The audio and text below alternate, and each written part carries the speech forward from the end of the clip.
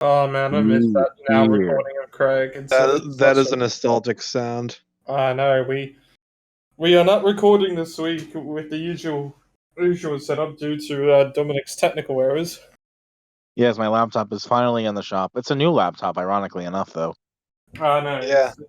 it's a bit of a shame. I'm also recording on a new mic for the first time.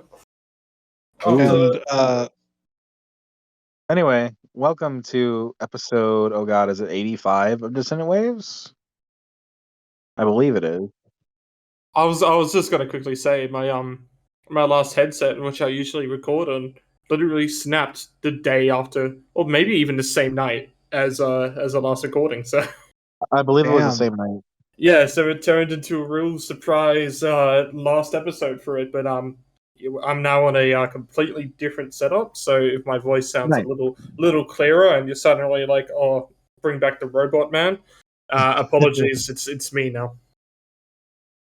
You in the flesh, in the Me and voice, in the sonic me and the flat. waves. I've had to take my shirt off, man. That sweat from the exercise today, man. Cannot keep the American football shirt that arrived the other day. Did you Couldn't take it get off it in off. the yard? Should have, but unfortunately, I think I might get some looks from some crazy neighbors I have. So Yeah. So, episode 85 of Dissonant Waves. We're real mobile this time. We got three Yeah. albums to talk about. We've got Copeland, Beneath Medicine Tree. We've got Foxtails, Fawn. And we've got Shakey Graves and the Horse He Rode In On, the Donor Blues and Nobody's Fool EP. Or Yep. Nobody's Fool and the Donor Blues EP. which one are we going on Indeed. first? Which one do we all hate the most? Um, I feel like I'm not as hot on Foxtail as y'all might be. Oh shit, those are fighting words. I suggest that we go with the majority, and we fight Dominic and start off with Copeland. Okay. Keep in mind, I came in with Copeland being number 3 in my mind. Yeah, he's shooting for third with this one. That's fine. Let's just get your introduction before we rightfully put you down. Okay. So, Copeland, Beneath Medicine Tree. As I said last week, it's what you get when you remix Freeland's Cope. Because there's a song in there called like Finally Set Free or whatever. You're still waiting for the big laugh. It's not gonna happen. Yeah. That's fine. And also my friend Cameron in high school really liked Copeland, so I felt, okay, let's cover it. Is that So the it's an intro? emo album. It's an emo album. It's one of those are we Christian, are we not bands. It's a 2003 album. It is It's fine. forgettable. Yeah, I really have nothing to say other than this album, other than it sounds like a dollar store version of Death Cab. Yeah, that's actually exactly what I've got to say as well. But it has, whilst Def Cab, and we're going to do a lot of comparisons to Def Cab for the main reason that I actually want Def Cab at some point to be on this podcast. Even if Trix said beforehand, before this podcast, she's not too big into them. I think they're still important enough in this kind of scene and everything, and had some Oh yeah. good moments Yeah. to talk I like about. Death Cab. Here, this is just boring. It's not like there's anything on here to really criticize, because I mean it's just a product of its time, and a lot of the music here is just very competent, and that's about it. Like, Yeah. you go into this and you give a compliment and you say, "Man, you really know how to write a basic song structure," and that's about it. That's about it. It's the debut album. It was their first time, making a full LP. I mean, if you want to look at it that way, I can excuse a little bit of following trends and just going with pop structure. Yeah, It, but I mean, there's been more interesting debuts oh, that we've absolutely. looked at. I mean, we could talk about Black Country. We did last week. We did their Yeah. debut last year as well. That was a lot more Yeah. interesting. I mean, God, I'm just trying to think of some other artists just Oliver constantly Tree. scrolling. Oliver Tree, you're all right. That was Shakey Graves. incredible. a debut. I would say Shakey Graves' debut was at least a bit more interesting than this. Glass Beach debut. I mean, that might Glass have been Beach was so interesting. popular on Dominic's end. Stomach Book But it was actually hot. came in a week before that. I'm just scrolling up Stomach the Book. announcements. Yeah, These are Stomach all Book, debuts that we've absolutely. done. And it's like, yeah, you can excuse at a time when you say, "Oh, it's just a debut." If it's like a full band that's like kind of very like there's no real strong frontman or anything on there, I can kind of actually excuse that because it's just a bunch of people trying to just get their sound together. And if it's a bit more basic and stuff like that, it's understandable. But I don't think that's the case for Copeland. No, it's Aaron Marsh, and then at the time I think it was the Lawrenson brothers or something. No, that's now. There was like James Likeness before and a couple other people. Yeah, I mean you're right. There's supposed to be like a front man. It's supposed to be set up like a regular band. Hmm. I mean, if you want to look in like emo history, because I would consider this more emo than like a direct Death Cab equivalent. I think Death But Cab here's was more the on the thing. indie rock side. Here's the first fucking paragraph, or the first couple sentences of Copeland's Spotify bio. I don't Okay, know. I know bios and shit. You I know, didn't read.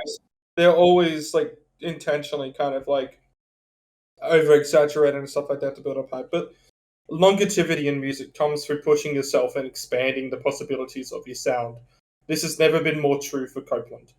Like, Jesus. do you realize? Do you realize though that you don't have much plays on Spotify at the moment? Like, yeah, the stuff would have been bigger when it came out and stuff like that. I'm not trying to say, oh, you're never a hit or anything like that, Yeah, but this is songs that are kind of just being listened to by people who were a huge fan of it back in 2003, going like, I still have to listen to it, I guess, sure. or Yeah. have I it can on. understand But that.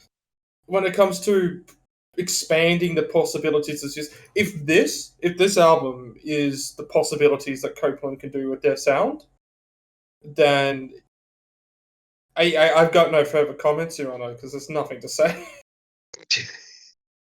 I mean, sure.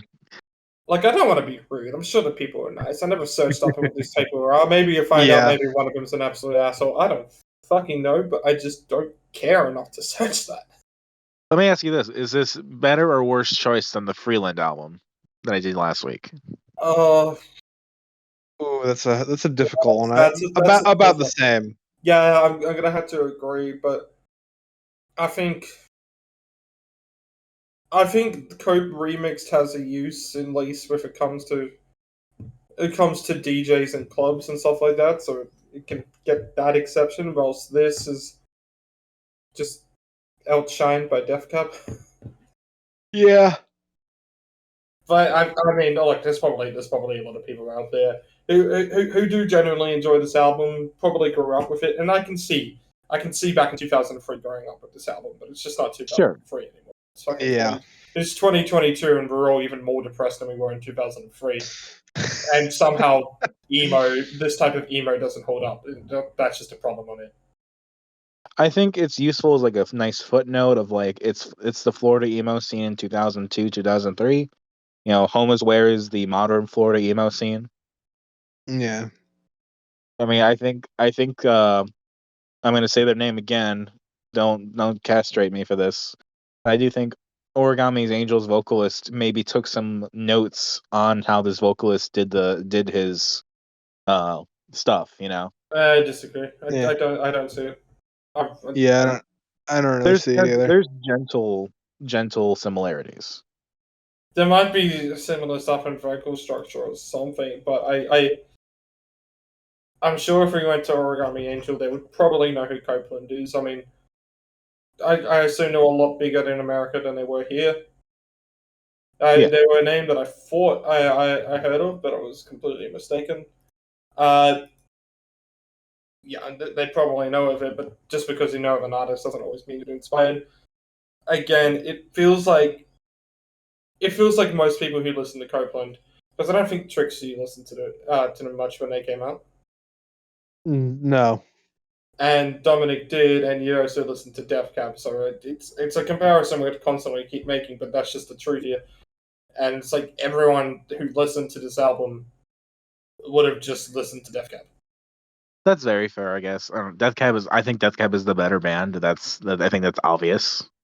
Yeah. I mean, Copeland could not do, I Will Possess Your Heart. No, definitely not. It would.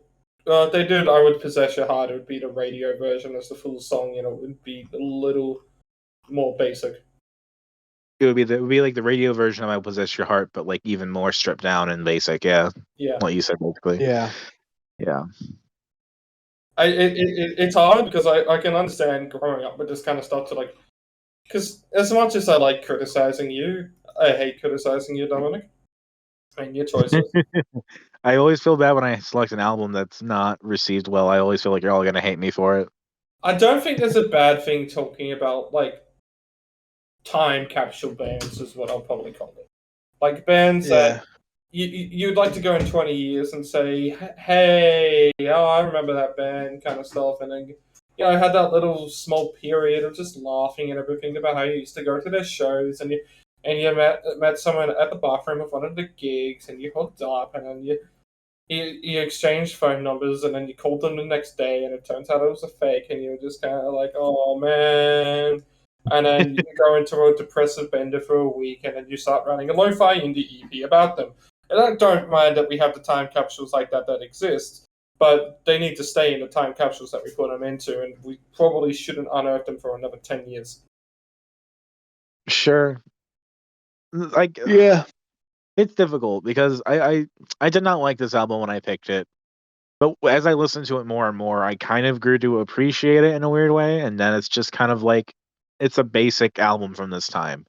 It's not offensive. It's not anything other than just like it's listenable.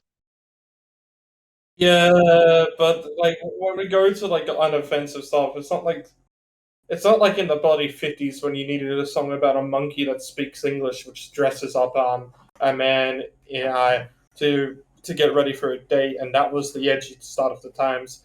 No, in 2003, you already had the fucking toxicities and shit. So sure, I mean, I think I don't know. I always had this thing in my mind where 2003 was a really shit year in the world, and everything as far as art and media goes was awful and like weird. I was 4, so I can't weigh in on that. So let's look at the other 2003 albums we've done. We've done Distillers' Choral Thing, and we've done Seismic's Portions. I mean, It's a very weird set of albums together.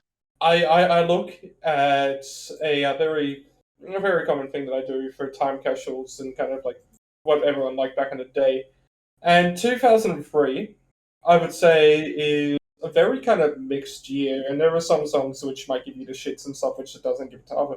Like, remember, fucking 2003 was goddamn White Stripes' Elephant.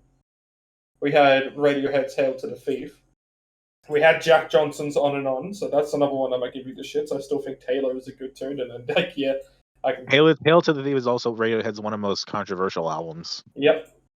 I mean, there was a lot of fucking other Australian albums and stuff like that were pretty big here. I mean, Powderfinger was always big and stuff, and probably one of my favorite albums of all time, Muse's Absolution, came out in fucking 2003. Oh shit, did it? Fuck. Yeah. So it's like saying like, oh, that's 2003. I mean, there was some good shit. Mars Volta's fucking D Last in the Comatarium, that's 2003. The Strokes' second album was 2003. That's about AFI's fucking, what album was it? Sing the Sorrow. That was 2003. We're gonna go to fucking emo. Yeah, I mean that's a popular album of theirs for sure. Yeah, I mean, whenever I hear 2003, I just get into a mindset about it. I just get like a little bit of a not a cringe, but just like 2003. Oh boy. Jets Get Born was also 2003, and that album shits me to tits. It's like that post 9/11, like we're gonna continue making art, but everyone's like upset and the world's been rocked and nobody knows how to do anything for a second. Oh, hold on. I'm just looking at some of the other fucking golden songs of that year. Benny Benassi's Satisfaction was 2003. I've never listened to Benny Benassi outside of cinema. Fucking Satisfaction's a fantastic track. But you need to get more culture. Why else am I on this podcast if not to get cultured? Yeah, no, fair enough. I mean, Yeah. look, I'm just looking at this, and I do think, yeah, there are actually like a lot of acts and stuff from 2003 and stuff that were popular that even if they're popular now, still can shit to tears. They have a song that I forgot to mention that was also 2003, which like still gets played today and shit. It's fucking Outcast, Hey Ya. Oh, Yeah. I like that song. but like, what else would have been popular in 2003? Probably like songs about Jane or something. I was gonna say fucking Are You Gonna Be My Girl from Jet, which I don't hate it, but it shits me to tears. Yeah. Sure. And there's a lot of fucking other songs in here which didn't really chart outside of Australia, so we're gonna be a bit lost here. But I mean, you know, there was good shit. It wasn't just Copeland. So I mean, it's yeah. like, I don't even think it was really like I think it was too basic for 2003. To be honest, I don't think it was like so basic that it's like, oh, this album sucks, we're tired kind of thing. But I don't think it was doing enough to really cut through the mold then. I have a question. I'm just curious. Like, can you think of any modern artists, let's say in the last 4 or 5 years that we've listened to, or even before the podcast started, that has an equivalent? Like, can we pinpoint what modern Copeland or like forgettable act would be? From the last couple of years that like covered onto the podcast or not. I mean, if we can do it for the podcast, cool. If not, then don't stress yourself. I mean, well, like the because I was gonna say like for stuff that we haven't covered on the podcast, the biggest act. Granted, it's hard to say whether or not they were really cutting through the mold. I didn't find the album that bad, but it's like, yeah. Everyone seemed to have forgotten about Portugal the Man, so and Feel It Yeah, Still yeah. was fucking everywhere. I actually have not heard that song played anywhere outside of 2017, but in 2017 Yeah. it was fucking everywhere. Yeah, you're right. They're on some late night show recently, I think. Good Might for be them. having a new album come out or something. I still listen to the stuff because I put it on like my short list and stuff. I'm like, oh, I'll give it a listen. I'm telling you right now, their music sucks. Sure. Did Django ever get big? In Australia, they had a hit with Default, but I think they also had a.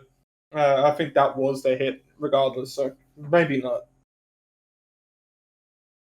That was like 2015, though. I think maybe. 2012. Maybe before that. Yeah, no, Yeah, Default before that. 2012. It was fucking even older. Yeah, we're kind of on a tangent for other bands, so I think we're done with Copeland. I can't give you a favorite or a least favorite. It's hard to talk about this Yeah. album other than it's just there. Yeah, I agree with that. Oh yeah, let me take a second to assess these songs a little bit. Then, I think if we're gonna talk about songs that are more listenable and more interesting, I think "Brightest" is a good start because "Brightest" is kind of just that piano ballady, very simple, stripped down, kind of cutesy song that sets, I think, a decent tone for the album. And then you get to stuff in the first half like fucking Priceless that just sounds so cheesy and so corny about like fields of white flowers and you're like a dragonfly in the wind, yada yada yada, fucking bullshit. And then like when Paula Sparks is like supposed to be one of their big hits, but it sounds kind of like a creeper song, so I'm not entirely fond of that either. But the little pan flute thing they have going into California is kind of cool. I do like that. I think She Changes Your Mind is at least a pickup that makes the second half a bit more interesting. Coffee is a kind of a weird, jazzy, again, more simple beat that I kind of dig.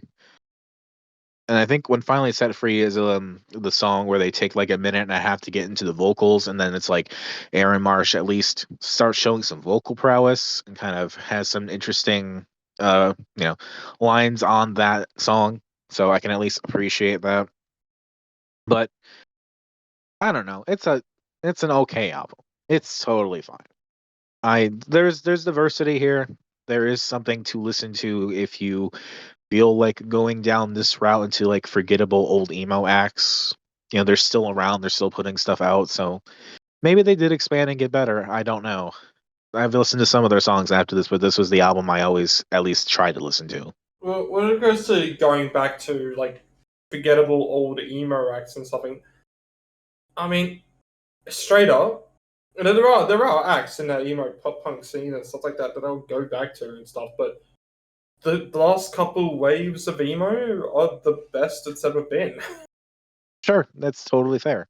I would say fifth wave. Like I know it's probably a bit memey and shit like that to go like, oh yeah, I still listen to emo shit on the movie, but I would generally say that the newest wave of emo is its current peak. It's a bit weird for a revivalist kind of era of it to be that, but I guess it's kind of two different like ways it's going at the moment. I wouldn't call the revivalist part a part of fifth wave. Like you wouldn't call any of the shit, the Olivia Rodrigo and Machine Gun Kelly, the more popular fifth wave. I'd call those revivalists and stuff like that. But this actual like fifth wave scene that's happening, I'd say is the fucking best it's ever been. I'd say Copeland is probably in those OG like second wave shit. Or I guess Naughty's is kind of third wave, isn't it? Third wave for sure. Yeah. Like the fourth wave was like 10 years ago. This is now the fifth wave. Yeah, it's a bit like odd because I keep forgetting that technically emo's like first wave is like very late 70s, like 80s. Yeah, because you kind of think of like 90s already. But yeah. Yeah. I have a question real quick. Is Three Cheers to Sweet Revenge 2004? I think it's earlier. 2003? I'm not sure. I actually will now quickly check that up because I actually can't remember off there. You know, you are right. It is 2004, but it was recorded in 2003. So their album before that was that Skylines and Turnstiles? Can't remember. Album before that was I brought you bullets. You brought me your love. Right. Okay, that was their debut, MCR. Yeah. So like, MCR was already putting out stuff. They were kind of coming up into Three Cheers, and that's like one of their seminal albums. So you lagged out a bit there, but I think we can figure out what you said. Oh, sure. Sorry. Yeah, MCR was coming into their own with Three Cheers, so their emo was going in an interesting direction. Pop punk emo, all that stuff. Yeah, and as much as I'm not a big fan of Three Cheers to Sweet Revenge, it is definitely like that album definitely does become the kind of whole start of the peak of the kind of like popularized emo. I'm gonna call it movement, despite it not really being the movement. All I can say is thank fuck for MCR not having a single fucking rape allegation with them. Yeah, it's kind of surprising. They were kind of like the. That's not really surprising. It's just like fortunate when all the other fucking bands did. Yeah. Yeah. Because they'll definitely probably like when people think of like the peak of third wave. I don't know. This is becoming a fucking like a wave chat. We'll probably see Brandon McDonald just fucking come in here out of goddamn nowhere. She just sensed it, you know, and. Like people think of it in third wave and shit. Like that album's like defining, like the defining album of it is fucking a Black Parade. Yeah. So like MCR's kind of seen as the fucking like kings of that kind of shit. So it's like, yeah, if they were the fucking if they were one of the artists that had all these fucking allegations. But I guess a lot of the other artists and stuff like that were just kind of trying to duplicate it. So who knows? Mm-hmm. Who knows about people, but. Copeland sounds like the type of artist that couldn't do it if they tried because they don't have any fans. I mean, like if this is really like if this is more Christian emo, then they try to make it seem that maybe that would explain it a bit more. If I'm gonna go to Christian emo, though, I'll go to the red jumpsuit apparatus. Fair enough. I don't know. Face down in the dirt, she says, "So make it." That's it. That's all I gotta say about Copeland. I'll say my favorites. She Changes Your Mind, Coffee, Brightest. I think are decent tracks. Least favorites, Priceless. Take Care. It's fine. I don't know. Next album choice. What are we doing? Foxtails or Shakey? We might as well go into Fifth Wave. Yeah, fair enough. I was gonna ask which Tricks liked more, but I guess we'll save that until after we're done. Yeah. Foxtails Fawn. I don't really have much background to give into this. I kind of just discovered this off a Fantana review. It's like, oh, it's a screamer band, and it's an 8 out of 10. I'll give that a listen. And I like the album. That's my background story into this. We should address, obviously, going into allegations and shit. There were some allegations with the Foxtails singer, which doesn't seem to have been either confirmed or denied. It seems as the Foxtails singer just gave a really shit response, and we were all distracted with how shit of a response that was to actually really further investigate any of this. It doesn't. And it blew over. Yeah, it kind of blew over, and we still don't really. I don't think the initial allegations are anything too atrocious comparatively to what a lot of other fucking artists have done. Yeah. But I mean, it's always difficult to talk about when someone's like 13 to 15.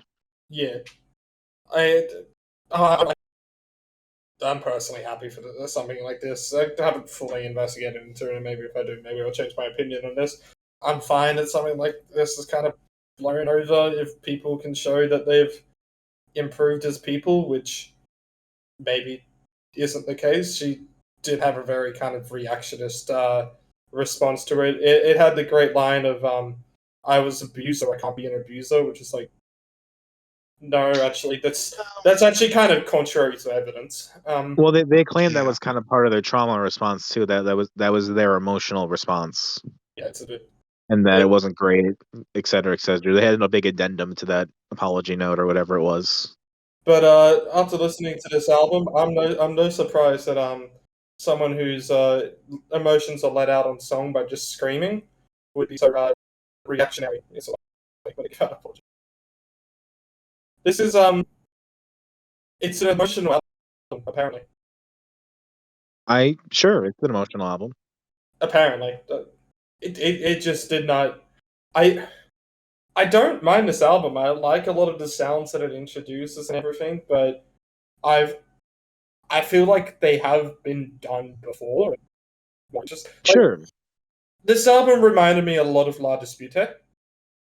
Because there were a lot of people who constantly went on about how oh look, this album has like violins everywhere and everything like that, which is definitely one of the core instruments that they use in this album, and I do like that it isn't just a simple like throwaway in a song or something over there. Like it kind of does work like the harmonica does on I Became Birds.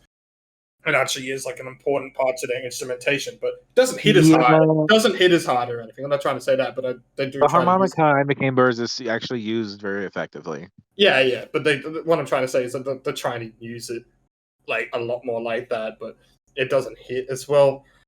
I think the violin comes off as annoying sometimes. I do agree with that. Like, especially in a song like Gazelle, where there's nothing really super like cool for the violin to do. It's just kind of there. Yeah, I like I said, I come off liking this album, but it doesn't mean I come off loving this album. I think there are some good moments on here. I like Space Orphan quite a lot. I think that is probably the easy highlight of this album. There was one thing I did want to say, and I think it's brave of you to pick the Secret Portions side band. Which, I don't get it. Not at all. The singer sounds like the Seismic singer. I don't see it, man. I just don't see it.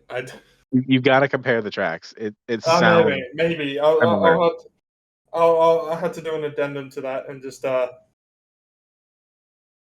just listen to portions again and then listen to this album. I mean, the one that it was mostly reminding me of is an artist that I've been meaning to do at some point. I'm probably just going to wait until they put out a new album, and that was Awake But Still in Bed, which was, well, like you're talking about Fifth Wave and stuff like that, and what's kind of like the start of it. I mean, Glass Beach is probably considered the actual, like, transitional album and stuff in between, like, fourth and fifth.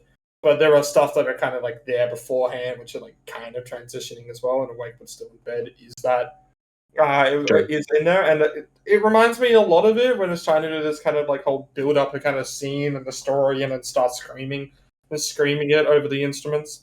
And I personally prefer Awake But Still in Bed. I think that album's instrumentation sounded a little bit more unique, even if it was just very kind of like amateurish. Sure. And here it's just very like they know what they're doing. It's trying to. It feels like it's trying to be a bit more avant-garde than it actually is. If you get what I mean. Yeah. And I don't think it Like, comes across. is that the reason why barbecue or BBQ is mixed so poorly? Yeah, there are definitely a lot of issues kind of like with mixing in this. But Because you can't hear whatever that fucking sample is saying. yeah, hold on, I'm gonna have to go for a bit over there. Like, But that was my huge criticism of that track specifically. Was I don't know what I'm getting out of this sample being used. It's just drowned out in fucking violins. going into all the things that I do not like about this album, should go into why I still come out liking this album. And there's no doubt that the band is making music that they want to fucking make here. Sure, Because I appreciate that. whilst there might be some issues with the mixing and all that, but there is no doubt they are trying to go as hard as possible on a lot of these tracks. Even in BBQ, I mean, the instrumentation there is fucking loud, it's abrasive and stuff, and it's supposed to be what this kind of more experimental wave emo is about. Sure. Like I said, I like Space Elephant a lot, and when I talk about like these La Dispute kind of like comparisons I had, a lot of this feel very kind of cinematic and kind of in its songwriting, or kind of like it's building up into this whole kind of spectacle kind of thing here, but it's very like dramatic all this time. I was reminded of like a JRPG boss battle or something like that. Yeah, I can actually see that in this album, and I like that. I like that they're going for it. They might not hit as hard as other. The lyrics I can't really fully understand in here, so they can't hit. I'm going to compare this album a lot to Wildlife. That's just the album this actually most reminds me of. And I do need to cover Wildlife at some point because that album just fucking kills me. Here, this is just like I like listening to it, and it's about it. And it feels like it's taking a lot of inspiration from the fourth wave and trying to put the fifth wave spin on it. And for people who are now confused about waves, yes, that does not equal 9 waves. That actually equals 4.5. I mean, for me, this is an album that I look at and I'm like, that's cute. All right, cool. I don't think this is an album that's anywhere even in the same conversation as like a Glass Beach. They're making music that they like. I really do appreciate that. Yeah, different. If I make the comparisons to like the Glass Beach or the I Became Birds or anything, it's more about like what they're trying to do, more than what they have actually succeeded. We are waiting for Trix to come back. She's just had a bit of technical difficulties at the moment, so she'll be back. She's just typing in that. She'll get the issue fixed soon. Do not worry about that. Yeah. So we're not quite too sure at the moment what her. All right, she wants to let people know she's taking a shit. There you go. I was trying to hide it. trying to be gracious to her. And she's just like, nah, let him. Oh, yeah, man. Just bathroom reverb time. I'll just talk. I actually really enjoyed this album. I can definitely believe it. I don't think there's been one act so far in this kind of whole fifth wave movement and everything, Tricks, that you haven't liked. Yeah, I think you're right. I think I'm just. I think you're full on low key on that. Yeah, I think I'm just low key on the ride for the fifth wave emo. I really enjoyed. I wouldn't call Mogwai a part of it. Yeah, I have to go back and listen to Mogwai. Good album. But like I'm just looking at all the ones that we've done recently, whilst I can in my little quick go through everything gold. But I'm obviously Homer's Where. You're a huge fan of Glass Beach. You're a big fan of Stomach Book. You're a big one. Those are 3 that we've done really recently, and I'm just scrolling up past the last, so it's always going to have in that order. But if I keep scrolling up, and maybe I'll find something. While you're doing that, go ahead. While you're doing that, I just I struggle to articulate this specifically. I just feel like this will ultimately be a band that's kind of an also ran. It's kind of a not a has been band, but like they were there too. Foxtails was involved in that fifth wave emo stuff. They had some good tracks. La Belle Difference was fine. Paper Tiger was interesting, but I really don't think, despite this kind of being their breakthrough, that they will ultimately be as remembered. I don't disagree with you. I mean, Yeah. it seems that we do have like three different kind of opinions here. With Dominic probably, I feel like Dominic enjoys this album the least of all three albums this week, which is it's fair. You get your opinion. And honestly, it was a huge fight between Copeland and this one this week. And I think this is actually the first one in the fifth wave kind of thing here that Dominic hasn't, because I'm looking at it and I think only going with Trix's enjoyment of these albums and stuff.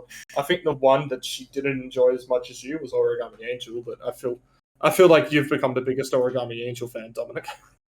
Origami Angel has also definitely grown on me. Yeah. We need to talk and listen to more of their other stuff, because I don't know if I would like it as much from what I've listened to. But there's always room to grow.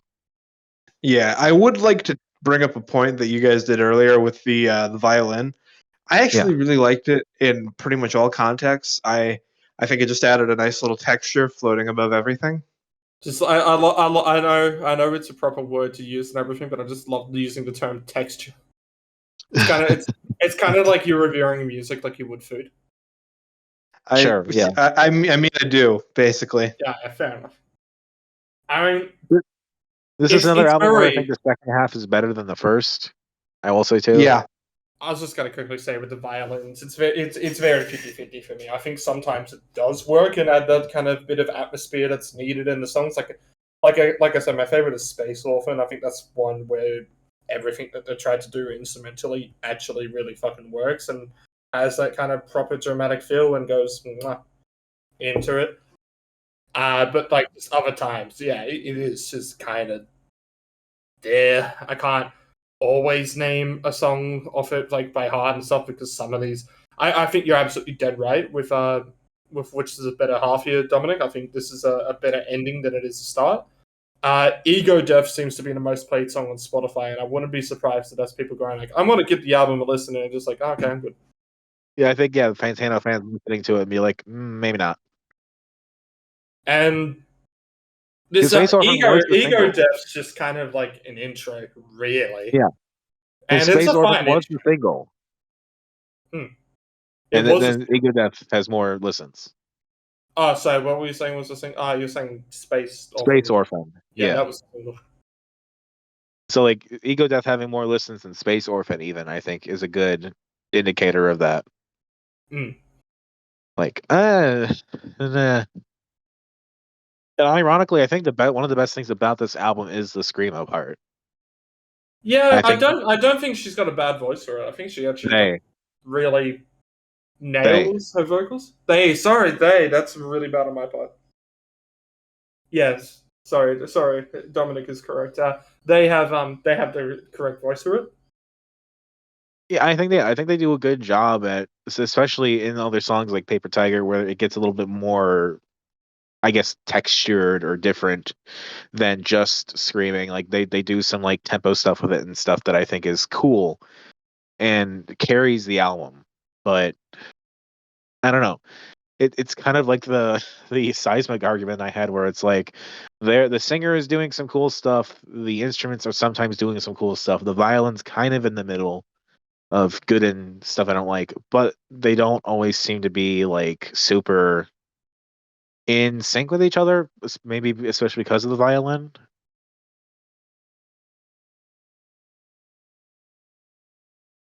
Agree to kind of disagree. Okay. Yeah, we're just both collecting our thoughts there. At least I feel like Trix was, unless the wine's gone in her. Bathroom still. Fair enough. Yeah, I feel like when we maybe if I get this album more listens over the year, which it's an album I've listened to early on, so there's a good chance that I kind of like try to get back into it, and we'll see how it goes. Maybe I'll find more stuff to like about it. I do like this album overall listening to it for the reasons that there are still a lot of those moments that are enjoyable are enough to carry it. I wouldn't put if I gave this a rating right now, I would not give it the 8 that Fantano did. I'd probably give it a 6, like a 6, maybe a 7 on a really good day. Yeah, probably in the like 5 to 6 range myself. Yeah. Maybe a little bit lower or higher depending. And I feel like I'll probably find a song off this that I will properly go back to and constantly listen to throughout the year, but at the moment, outside of Space Orphan, which is the 2021 song, so it's not really going to be in my in-year rotation, unfortunately. We haven't really got that, but yeah, and wait for Trix to have any more thoughts, I guess, if she does. Else, I'm happy to do least favorites and best favorites. I guess that's the permission to go ahead. Yeah. No, wait, I do have something to add. Sorry, I was just getting out. I guess the only thing I really have to add is that the album really does pick up after Gallons of Spiders, and say the whole title. Yeah, Gallons of Spiders went flying through the stratosphere. I couldn't think of it off the top of my head. Apologies. No, you're fine. It's just a fun title. Yeah, and it just kind of stays at a constant high at that point for me. I just really dug this album. I think it'll actually be something like an 8 for me. Fair enough. So yeah, I'd say least favorite from me and Dominic would probably be the same. We'll go ahead. It'd be Barbecue, wouldn't it? And Gazelle probably too. I'm gonna say Barbecue for me, and my favorite Space Orphan without a doubt. Well, Barbecue's definitely my least favorite. Probably Catalyst, Paper Tiger is probably my favorite. I don't really have a least favorite, but my favorites are probably La Belle Indifference and Paper Tiger. Well, Trix, it's your album last. It's your album last. Yeah, Shakey Graves and the Horse He Rode In On. This is actually the first Shakey Graves album I listened to, and I really dig it. Like kind of like last time, this is a weird. It's an album, but there's more going on. It's it's a merging of 2 EPs, the Donor Blues and something Nobody's else. Fool. Yep, Nobody's Fool. Yep. Worth knowing, of course, that the Donor Blues EP was recorded before Roll the Bones. It's for 2009. Yep. It was. And Nobody's Fool came a bit later in like 2015, I think. I do believe you are correct. And I think Nobody's Fool is also one of those because Shakey Graves is a whole holiday named after him because he's in Austin, Texas, and Austin, Texas apparently loves him. So every Shakey Graves day around that time in like early February-ish, he releases just some tracks and some EPs and stuff for a few days, and then it goes away. Yeah. And Nobody's Fool was one of those, but I guess he liked it enough to actually release it fully. Which is good. Yeah. Yeah, there's a lot of good stuff on these 2 EPs. I get really bored of Shakey Graves. Oh boy. Did you like this more or less than the last time? I'm just as bored. I'm sorry. It's I know it's hard, and I don't want to be the person who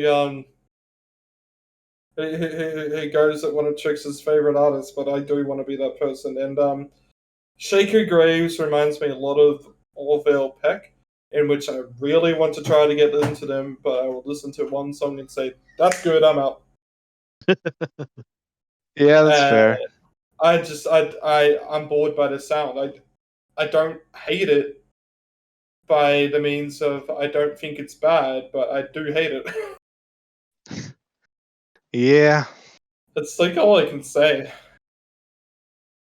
I mean, is that MICAR0NI argument again of like you didn't grow up with it, so it doesn't hit you, and then it hits us more because we experienced it when we were younger? I don't know. Yeah, it might just be the American bias, but this is a really good collection of EPs. Look, I'm saying if Texas loves it, then I'm happy I'm not. I think Shakey is like surprisingly like a good modern Americana artist. Like it's surprising how good he is as like a lyricist and like somebody just Yeah, writing. Like he reminds me of like the oh, what's that guy's name? Fuck. The This Land Is Your Land guy. Woody Guthrie. Yeah, he reminds me of like a Woody Guthrie. He reminds me of like that kind of era of like Yeah, singer songwriter. I can definitely see that. Like I looked up "Pay the Road" because I was convinced that was a cover. It was such a good song, Oh yeah, and he just that's his song. It's amazing. it definitely is. And like if you don't like Americana, you know he does do "Wither," which is kind of more of a '90s alt rock track. It sounds like very Yeah, filtered it and gets weird, very distorted. lo-fi indie. Yeah, You know, maybe it's why I didn't like the new Oliver Tree album as well, so I just don't really like country. that's fair. I don't know. I can tell definitely like the difference between the EPs. Donor Blues is much more lo-fi. Yes. And and also I think overall this is an album that as a unit is not as good as Roll the Bones X. Yeah, I will give you that. So like I like this album. I just don't like it as much as the previous Shakey Graves album that we did. And so I feel like Yes. I see more of the faults. Yeah. I think the Donor Blues EP is better than Nobody's Blues myself. Nobody's fool. Nobody's Fool. Yeah, Nobody's Fool. It is late here. No, I would definitely say the opposite. I really like the lo-fi with the like you got the humor maze with something about volcanic oil. Yeah, those skits are fucking weird. I like them. They add like this kind of like yeah, we were just recording with our friends for like the humor maze, but then you got like Clearasil at the end, and that's just kind of a dumb joke. It's just kind of fun. It's a weird recording. It sounds old and like warped and weird. I think it sounds like a wire recording. Maybe. Like it specifically has the hallmarks of a wire recording with that very heavy wow and flutter to it. I don't know those terms, so I'll take your word for it. Yeah. Well, wire recording is literally recorded on a steel wire, a Oh, magnetized steel fuck. wire. Okay. That's kind of So cool. it's like really early magnetic recording. And do you think he just probably fucked around with that for fun?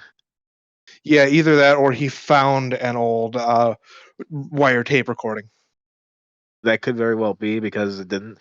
They're talking about Elliot or something like that, and they're Yeah. talking like it sounded old. They were talking about department stores, Yes, and like the bra sizes didn't really make sense in a modern term. In modern terms, right? I like as guess they somebody don't who's had to make for it. navigate the bra sizes, those aren't. There's no cup sizes. That's all band sizes, which just you don't really hear about. Interesting. Yeah. Yeah, I don't know. I thought the Clarisil joke and the humor maze joke weren't exactly my type of humor, but I do appreciate him kind of exposing himself and his interests like that. Like Yeah. it's like again not as cool of an idea as the whole guitar story and Roll the Bones X. Oh yeah. It's nowhere near as cool as the guitar story. That still lives in my head. Like I rated Roll the Bones X as highly as I did primarily for the new content. Yes. Like I have come back to Pansy Waltz on that album so much. Chinatown is such a good song too. Chinatown's great.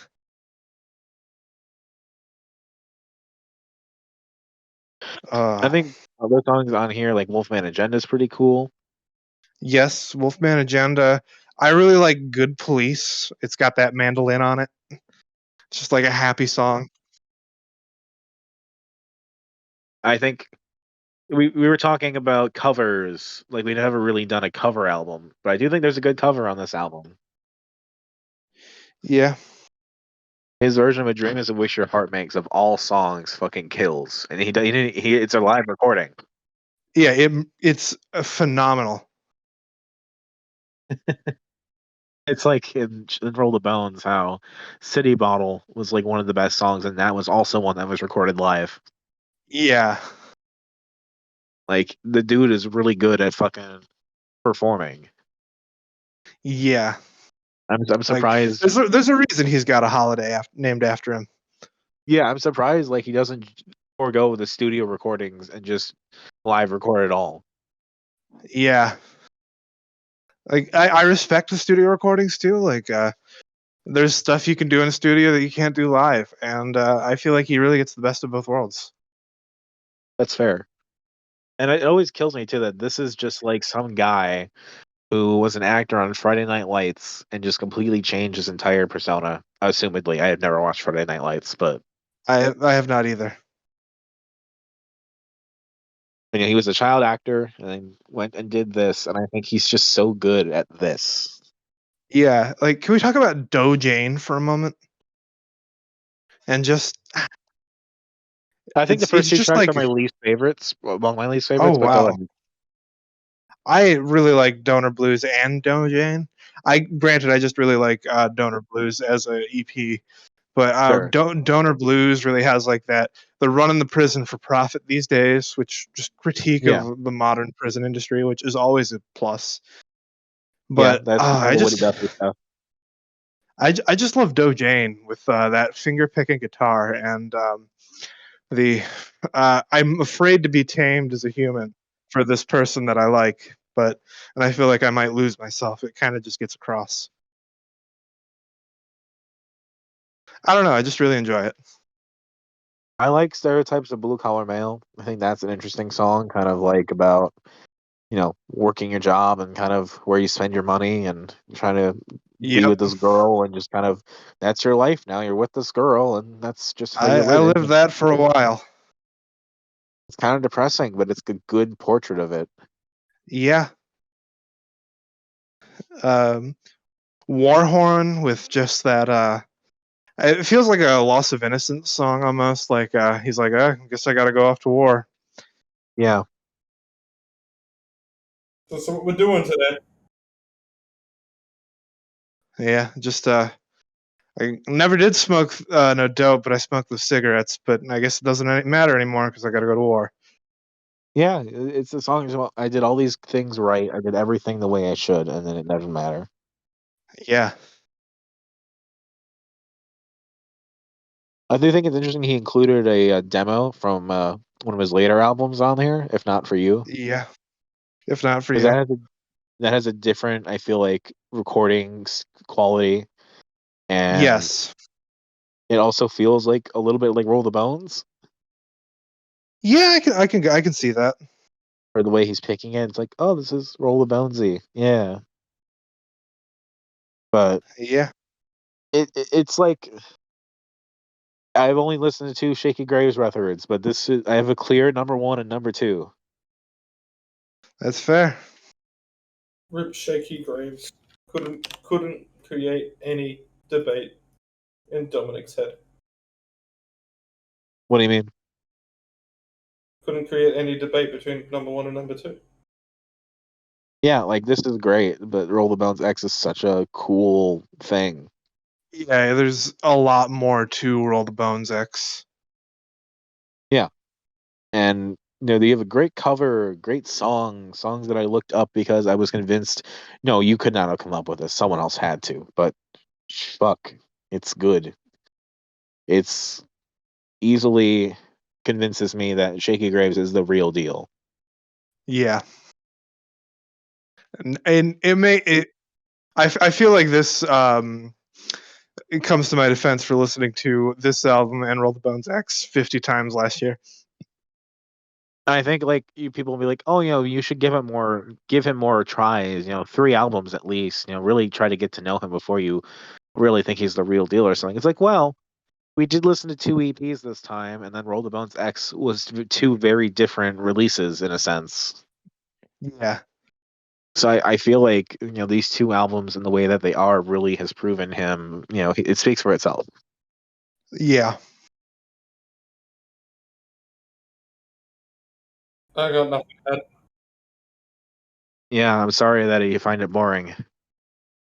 Yeah, you're missing out, man. I can tell you, I've listened. I ain't missing out. Would this be your number 3? I'm curious. Before I know we're spoiling it. No, I'm not gonna spoil it. Oh, interesting. All right.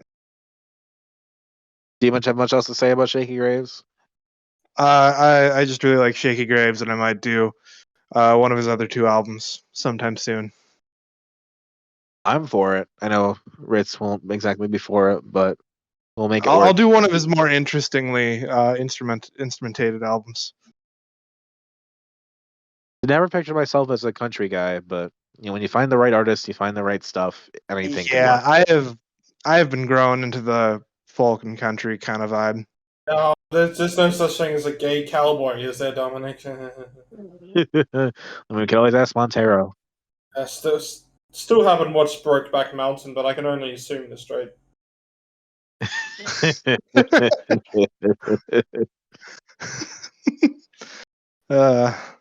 Oh, the one thing I do want to say is that I really want fucking Wes Anderson to make another movie with Shakey Graves on the soundtrack. Yeah. Like a whole Shakey Graves soundtrack would be perfect. They're both from Texas. Yeah. I could really see that working. He's done other cool, weird ideas. Like Life Aquatic was all like versions of covers of David Bowie songs. Yeah. Oh, that'd be such a cool movie. Just I would aesthetically. watch that. Yeah. Oh, hopefully someday. Yeah, we can hope. Favorite tracks for me: Hey the Road, A Dream Is a Wish Your Heart Makes, Wolfman Agenda. Least favorites, probably like the skits, Humor Maze, Clearasil.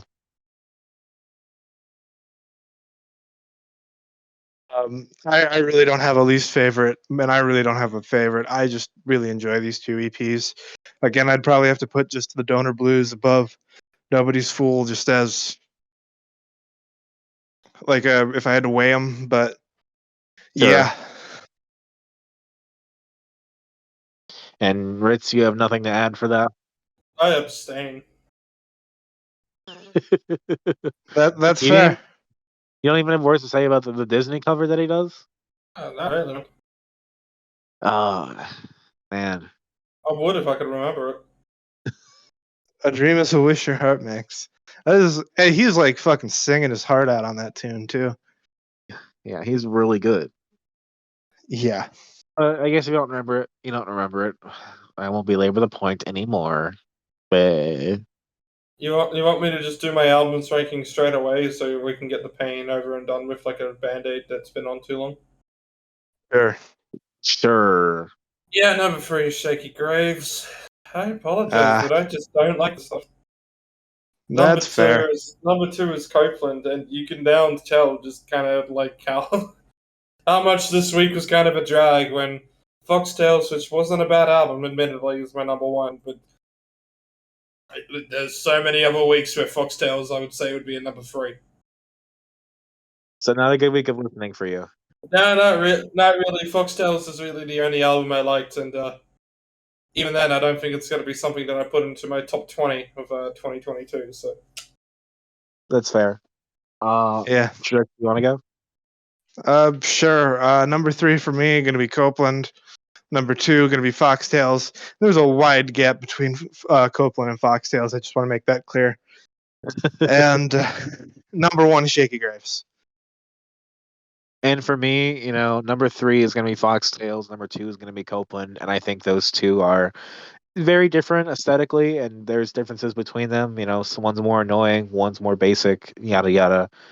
But the Shakey Graves album is so much higher than those two. Like it's just that is the difference, the distance in my pick. Shakey Graves number Yeah. 1 with a bullet. Which, next week is going to be our first 2022 episode. It for is real. Yes. It is the 2022 circuit. I wasn't quite sure if it was or not, but don't worry, I do have picks that I can pull out of my ass. I am a qualified genius like that. And I have several albums in the pipeline for 2022 specific. So I'm I good have either way. I have shit I'm waiting for to come out. That's all I'll say. Oh, me too. Me too. I'll go first. I'm mostly have. Okay. Maybe you'll pick something since because I didn't pick it. Is what I'm thinking. So this is an artist that I wanted to cover for a hot minute. They came out as non-binary last year, and I thought that was kind of cool. And they're also one of the most preeminent, biggest singers Japan has ever had. We're gonna All do right. the new Hikaru Utada album, Bad Mode. All right then. Tell that I could search it up in Spotify. Bad Mode. Hikaru Utada. Hikaru. Jesus. Utada. I wanted to make a Hakuna Matata joke, but I feel like that would be racist. I'll go next. This is the Kingdom Hearts person. No, this is Skrillex's feature on this fucking thing. Face your fear. It's being the Kingdom Hearts 3. Hell yeah, and there's an AG Cook remix. I love you, Dominic. Also, the theme to the last Evangelion movie, One Last Kiss. It's gonna be a good time. Dang. Chicks, your pick. Yeah. I'm gonna go with an artist we actually mentioned a couple times this episode, and I'm gonna go with Cowboy Tears by Oliver Tree. Yeah, I actually expected that to be chosen for next week. Not gonna lie. I think I'll save my opinions for next week. But it was better. It was a better album than I was expecting, and I'm still disappointed. It's hard to follow up. We'll get into it on the next episode. Just the way that it was all going, I was expecting hot trash for the second album. We didn't get that. We didn't get that, so it's better. Well, I'm gonna probably do one of the longest albums that I've chosen in a while, but I don't really have much else that I've been listening to, but mostly because it's so long that it's been taking up my. But every once in a while, you have to pick an artist that's absolutely just that indie white boy, kind of stereotype album. And Can I guess what sometimes, it is? go ahead. You can probably already get when I was saying the time and everything. You probably Is it already guessed. Is it Beach House? It is not Beach House. It is the other one of the long albums. It is Big Thief's Dragon New Warm Mountain. I Believe in You. Although apparently according to Dominic, this has apparently been the gay album, and I still don't see it. But that was the Discord. That was the discourse. Okay, I don't know, but it's got that Big Thief pretentiousness that you fully expect, but the songs are good. So. Did you see the part in this chat where I called you calling this? Yeah, I did, but I got nothing else that I like. I like this album, so fuck off. I'm choosing it. The Dragon New Warm Mountain, I Believe in You. Yeah, that's already. You can see what I mean by the pretentiousness. Yeah. That's the title. It's an 80-minute album, so it is a bit of a listen. It's a double album technically, but it should hopefully be a smooth enough listen that it will go through. And either way, Oliver Tree's album is only a bit after 30 minutes, so. Yeah. And Hikaru Utada is about an hour, give or take. Yeah, so it'll be a long and short listen this week. Until then, though, I have been running. You can catch me on my website, Run for Kids, at github.io. I also have a YouTube channel that's in the description below. I don't really have any more comments other than one more apology for the fucking up the pronouns to the Foxtails one, despite learning all week on that fucking shit. And I'll go into that. I remember it. Study your test, kids. Yeah. Fail all the time, even in these days. I'm 23 and still failing and proud of it. Yeah. Good way to put it. I've been Tricks. You can catch me on Twitter at procrastinaut _ It's like procrastinating astronaut. Then _ at the end of it. I'm also very lactose intolerant. Yeah, I can see it's really affecting your mic.